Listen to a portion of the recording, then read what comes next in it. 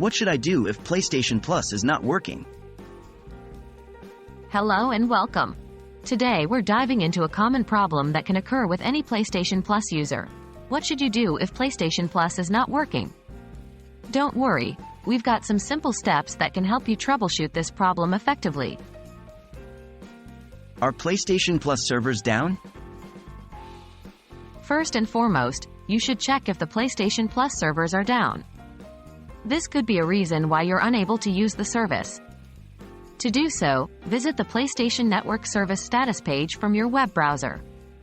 If there's a server issue, you may need to wait until Sony fixes it. Is your internet connection stable?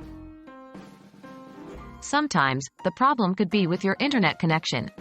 Make sure your PlayStation is connected to the internet. You can test your connection in the PlayStation settings. If you find any issues, consider restarting your router or contacting your internet service provider. Is your PlayStation Plus subscription active? Another thing to consider is your PlayStation Plus subscription status. Make sure your subscription hasn't expired. You can check your membership status in the account management section of your PlayStation settings. Try restarting your PlayStation console. A simple solution that often works is restarting your PlayStation console. Power off your console and unplug it for a few minutes. After that, plug it back in, power it on, and see if PlayStation Plus is working. Restore licenses. If you're still experiencing issues, you might need to restore licenses. This can be done in the Settings menu under the Account Management section. Select Restore Licenses and wait for the process to finish. Update system software.